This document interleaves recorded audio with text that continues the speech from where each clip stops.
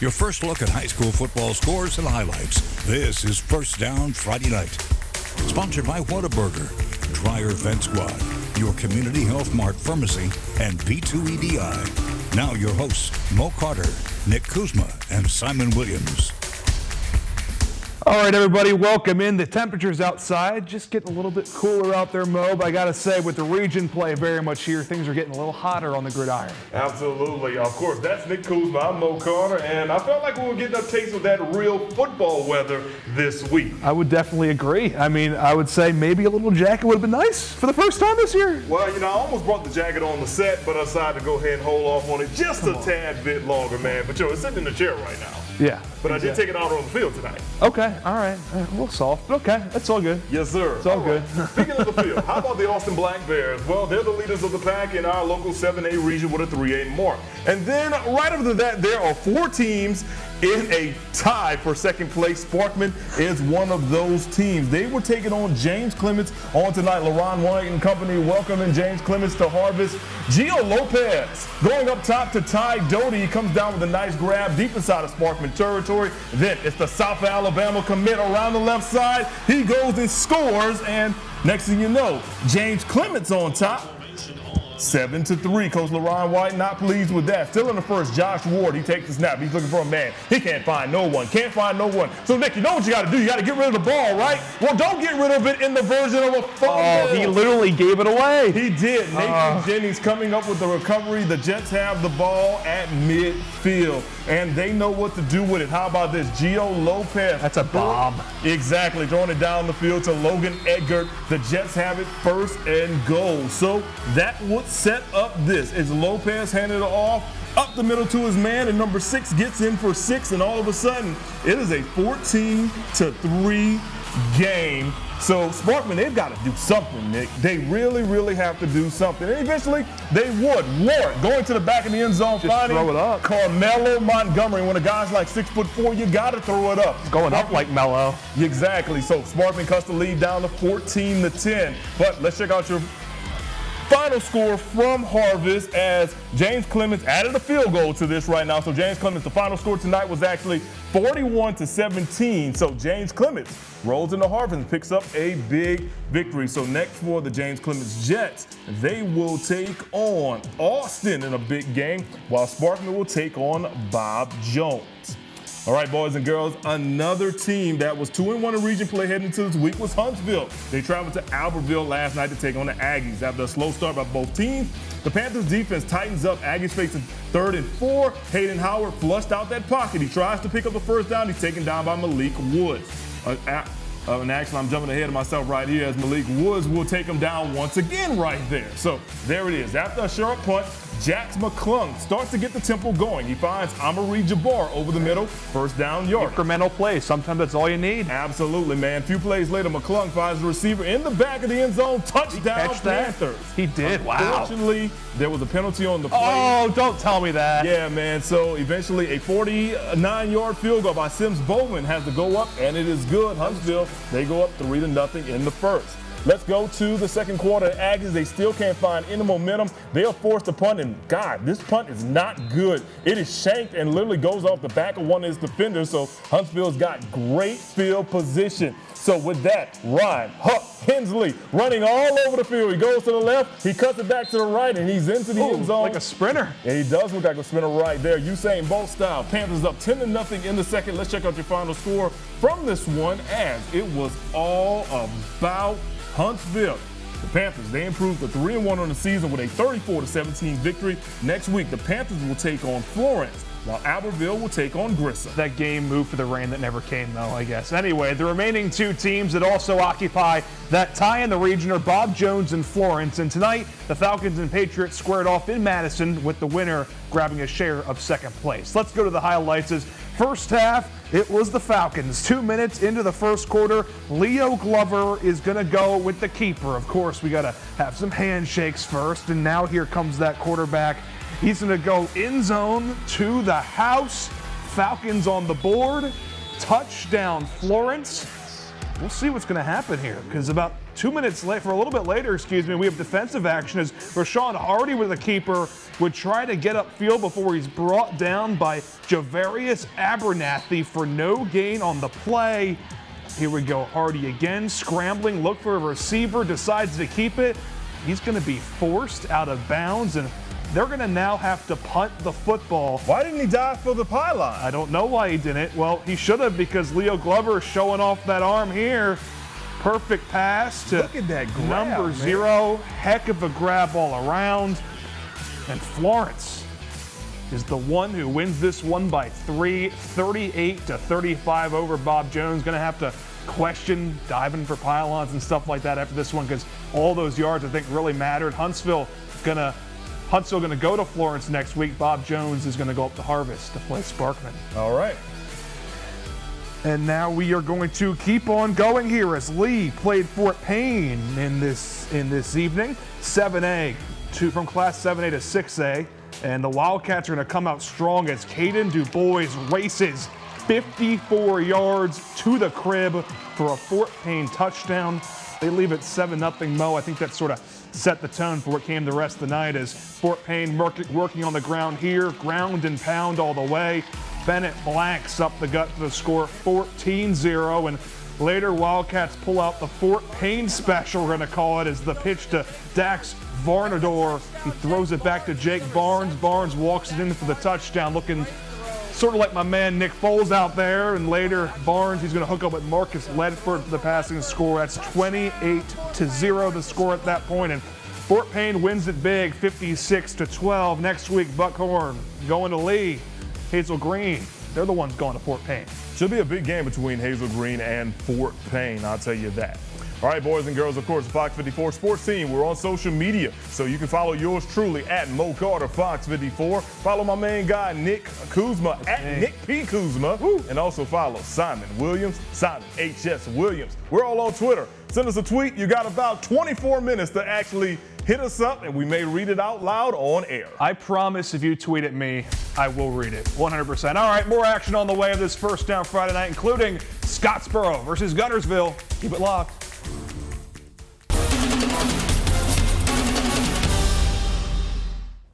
Welcome back, everybody. Over where the mountains meet the lakes, 2-3 Scottsboro welcomed undefeated 6-0 Guntersville. It was a cat fight as two sets of Wildcats, they went at it. Guntersville has won 15 of their last 17 dating back to last season. The Scottsboro student section brought the energy to Trammell Stadium. Looking like a club out there. The energy might have rattled Guntersville too a bit, as on their first play from scrimmage, quarterback Antonio Spurgeon loses it on the QB keeper, but it takes a perfect bounce right back at him. A wacky way to start this one, as the offense now settling in a little bit later in the first quarter. Spurgeon rolls to his left, makes the perfectly timed throw to a cutting Evan Taylor.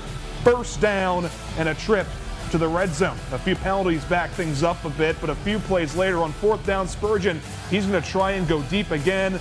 Heaves it up, but three Scottsboro defenders play it perfectly, knocking it away from that intended target.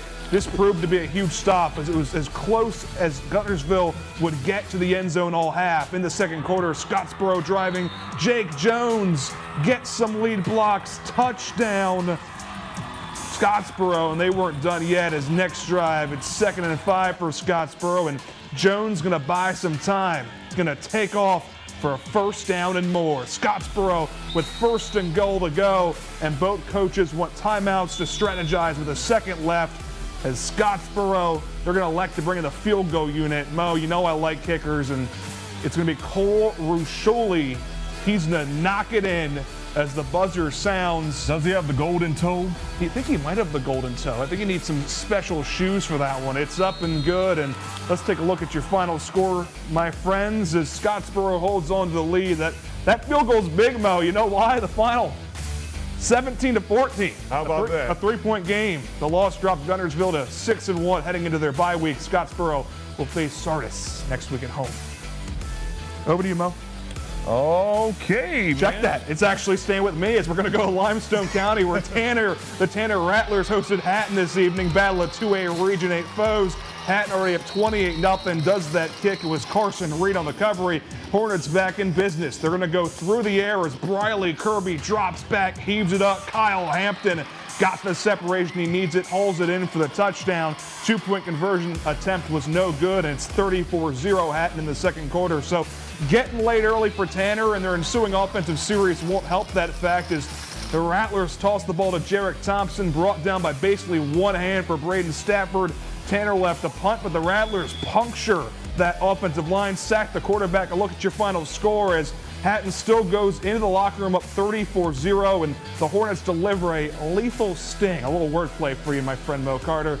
Going in to win 50-13. Next week, Tanner taking on Lexington. Hatton will play Sheffield. Now to you, Mo. All right, so I'm guessing that Hatton's sting was more lethal than Tanner's bite? Maybe.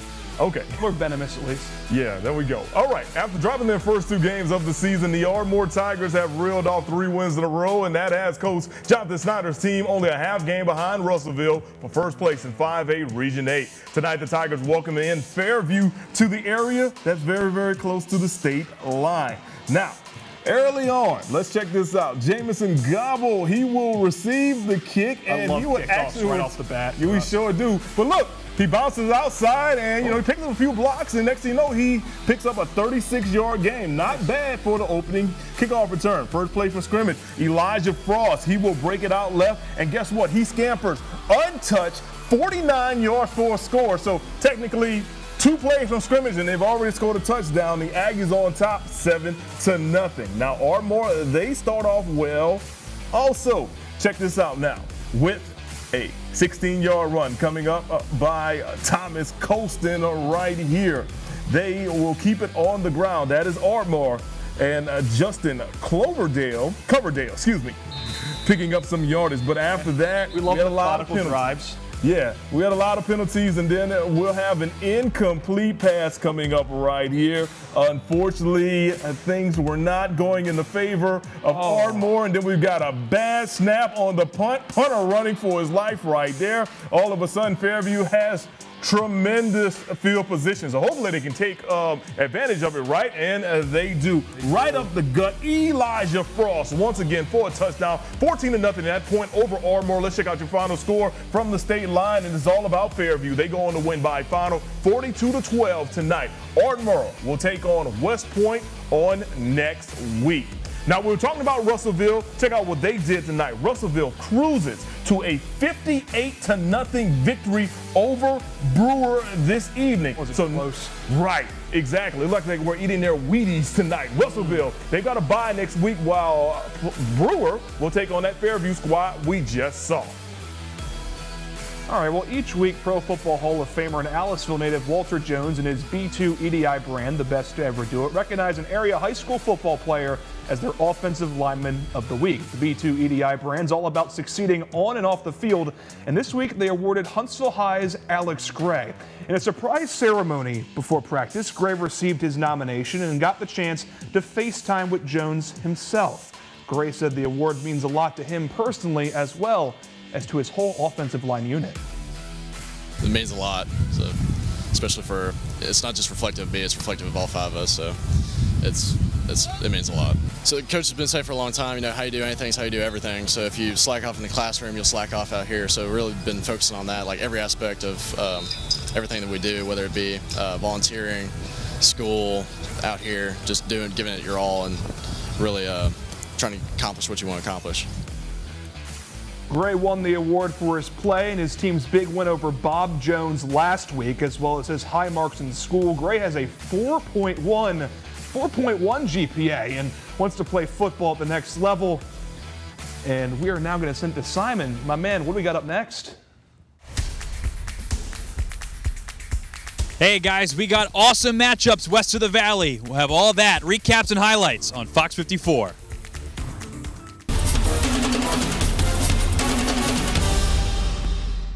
Hey, welcome back, everyone. In Class 6A, we've got 3 local teams who are ranked in the top 10 of that classification. Well, 2 of those squads, I believe, also faced off tonight in the Shoals, Mo, as this was a must-see matchup between Hartselle and Muscle Shoals, and it was a no-brainer to be our first down Friday night varsity game of the week.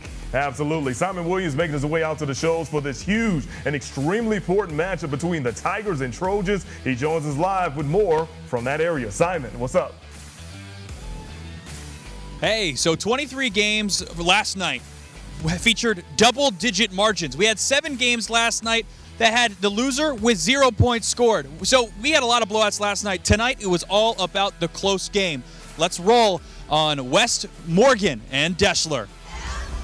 If you thought one undefeated game was good, we've got another just 10 minutes away from Muscle Shoals over in Tuscumbia, where 6-0 Deschler faced 5-0 West Morgan in region action.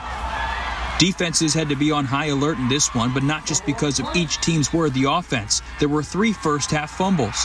Here, West Morgan recovers one that halts the Deschler momentum on their first drive. So Deschler takes over, and they go to Clifton Jackson on a receiver rush, who bursts through an opening for a nearly 50-yard gain. That puts Deschler in the red zone. But 2 drives later, Deschler's offense gets their big break when they hand off to a sweeping Jakari Ballou, and he gets the lead block on the right tackle and goes 45 yards for a touchdown. 7-0 Tigers after the point after. And on the ensuing play, West Morgan quarterback sends it over to Darren Mead in the flat. He doesn't like what he sees that way, so he reverses field and gains enough for a first down. Later that drive, it's 4th and 15 for West Morgan when the Deschler D stands tall. We knew these defenses were good, and they definitely looked the part against the run in this game tonight. Now let's take a look at your final score.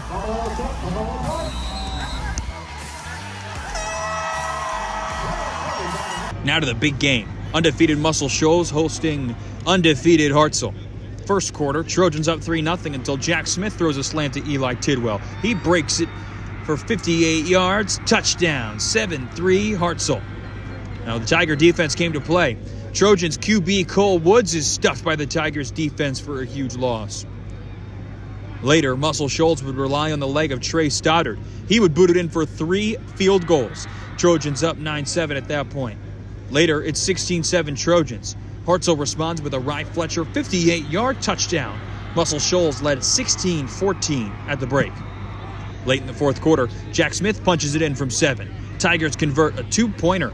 So Hartselle regains the lead, 22-19. Devin Townsend this time takes it for a 4-yard touchdown. Trojans, they're on top 26-22. And with 17 seconds to go, Hartselle looking for a miracle. Rye Fletcher takes the handoff, cuts it back, and scores. Tigers back in front, 29-26 with 17 seconds to go. And let's take a look at your final score. What an awesome win for Hartselle tonight. They get the big-time win over their region rival, and this was a big game in terms of points, power points in the standings. So they keep up with a 6A mark. They move ahead into their undefeated season and drop Muscle Shoals to 5-1 on the year. Guys, back to you. All right, get home safe, Simon. Let's go to Athens now as the hometown Eagles. As we're going to eventually roll to that video, we see the Alabama state flag and the U.S. flag out there. Coleman 4-2. No wins in region play so far. Neither do Athens doesn't either. So someone's O's got to go. First quarter. Nice job by Brogan Joyce. Corralled that snap. Gets some yards down the sideline. The Eagles are in business. The drive stalls out. That field goal attempt is good by Nelson Brown. So Athens is up 3-0 at the end of the first quarter. But now Coleman gonna sting together a drive here a little bit as Ryan Skinner's on the pass. Nick Holland with a heck of a play. And then it's the quarterback. Skinner going to take it all by himself. That gave Coleman a 7-3 lead, and they go on to win by the final of 35-23. Next week, Coleman will host Columbia. Athens also home next week. Will play that buzzsaw from Hartselle. Hartselle and Decatur, the lone undefeated squads left in 6A Region 7. We will be right back. Welcome back, everybody. Well, each week we bring you coverage of great high school football games in and around North Alabama like we did tonight. We also like to recognize outstanding individual performances with our weekly First Down Friday Night MVP of the week. This week's winner is Hartselle High quarterback Jack Smith. He and the Tigers just did something kind of special. Well, last week they did too, as he collected 253 total yards and 4 touchdowns in a 69-21 win over Oxford. The Tigers are 6-0. We're 6-0 at the win, and it set up then a meeting with undefeateds. That was what we just saw, and here's what Smith had to say about the award this week. It means the world to me. I mean, I've been playing with these guys since I was a 6th grader, and I mean, I have so many lifelong friends that are on this team, and I'm just so glad that I get to play with my buddies every week. Well, nominations are now open. Just send an email to news@rocketcitynow.com, or you can head to the MVP section on the sports page of fox54.com. Absolutely. It's a simple process. We just need the name's player, the player's name, the school, the position he plays, and most importantly, those stats. We know Why he's are a the great stats important? man, because we know he's a great leader. We know that he's wonderful in the community. I would say he's a pillar in the community. Yeah? Exactly, but we need to know what they did in the previous game. And obviously, for our current winner, I mean, he was able to lead his team to a huge victory tonight in Muscle Shoals. Scored a late touchdown, then let his man Ryan Fletcher score the go-ahead game-winning touchdown. So shout out to Hartselle. They've got got a pretty good season going. Some dogs, man. They really, really do. All right, for the entire crew, for Simon, to Nick, I'm Mo. Have a great night, great weekend. We'll see you next time. First Down Friday Night is sponsored by Whataburger, Dryer Vent Squad, your community health mart pharmacy, and B2 EDI.